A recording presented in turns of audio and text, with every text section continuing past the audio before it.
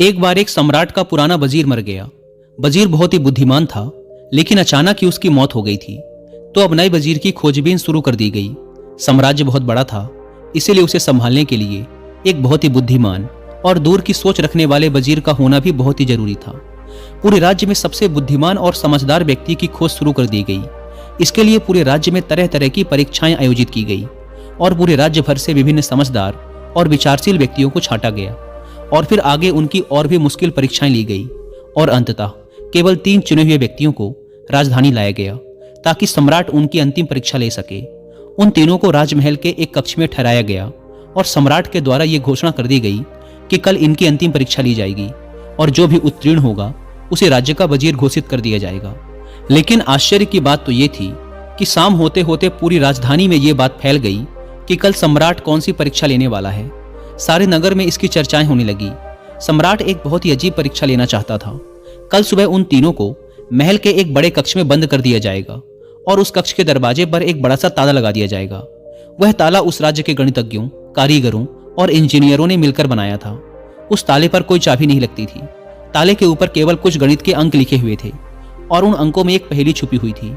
जो भी उस पहेली को हल कर सकेगा वही उस ताले को खोलने में सक्षम हो पाएगा।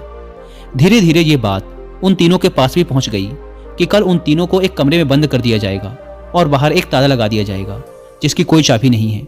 बस उस ताले के ऊपर कुछ गणित के अंक खुदे हुए हैं जिनमें एक पहेली छुपी हुई है। तीनों में से जो भी उन अंकों का प्रयोग करके उनके पीछे छुपी पहेली को हल कर लेगा और पहले दरवाजा खोलकर कमरे से बाहर आ जाएगा उसे ही वजीर बना दिया जाएगा। यह सुनते ही उन तीनों में से 2 तो बाजार की तरफ भागे और तालों से संबंधित गणित के विषय में जो भी किताबें मिल सकती थी वो सब ले आए और उनका अध्ययन करने लगे। लेकिन उनमें से जो तीसरा था वो सबसे अजीब था। वो ना तो कहीं गया, ना ही कोई किताब लाया और अंधेरा होते ही उड़कर सो गया। बाकी 2 ने सोचा कि शायद डर के मारे इसने परीक्षा में ना बैठने का निर्णय कर लिया है या शायद इसे भरोसा नहीं है कि जो खबर उड़ी है वो सही है। लेकिन फिर भी उन्होंने कोई भी मौका छोड़ना ठीक न समझा, क्योंकि ये पूरी जिंदगी में सिर्फ एक बार मिलने वाला मौका था। वो रात भर किताबें पढ़ते रहे। तालों के विज्ञान से संबंधित जो भी साहित्य उन्हें मिला वो सब उन्होंने पढ़ डाला। सुबह हुई तो वो तीसरा व्यक्ति सोकर उठा और उन तीनों को सम्राट के समक्ष प्रस्तुत किया गया। वहां उन्हें पता चला कि जो अफवाह उड़ी थी वो सत्य थी। उन तीनों को एक बड़े से कक्ष के अंदर बंद कर दिया गया।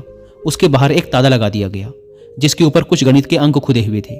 सम्राट ने कहा, तुम तीनों में से जो भी इन अंकों में छुपी पहेली को हल कर लेगा वही दरवाजा खोल पाएगा और जो दरवाजा खोलकर सबसे पहले मेरे पास आएगा मैं उसे अपना वजीर बना लूंगा।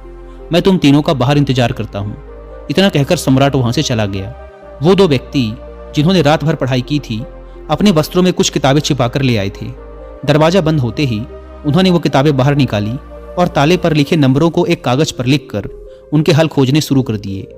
लेकिन जो वो तीसरा व्यक्ति था उसने कुछ ना किया। वह अपनी आंखें बंद करके कमरे के एक कोने पर शांति से बैठ गया। उसे बैठा देखकर वो दोनों हंसे और तंज कसते हुए कहा, क्यों, हार मान गए क्या? कुछ करो तभी तो कुछ होगा। उन्हें लगा जैसे उसने हार मान ली है।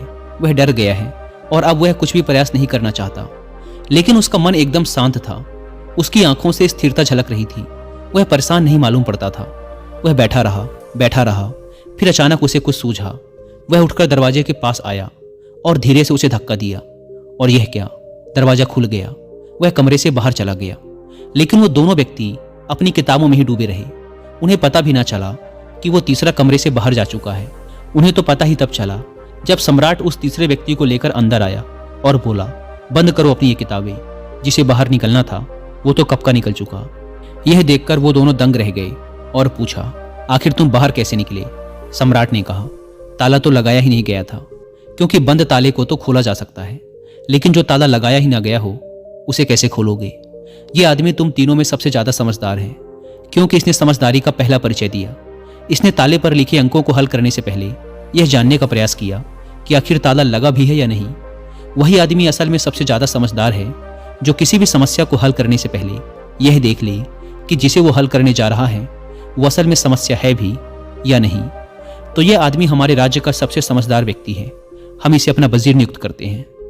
तो दोस्तों, इस कहानी से सीखने वाली बात यही है कि जब भी हमें लगे कि हमारे सामने कोई बड़ी समस्या है तो जल्दबाजी में घबराकर उस समस्या का समाधान खोजने की बजाय हमें ठंडे दिमाग से ये सोचना चाहिए कि जिसे मैं समस्या समझ रहा हूँ वो असल में समस्या है भी या नहीं, यह असल समस्या कुछ और ही है जो अभी मुझे दिखाई नहीं दे रही।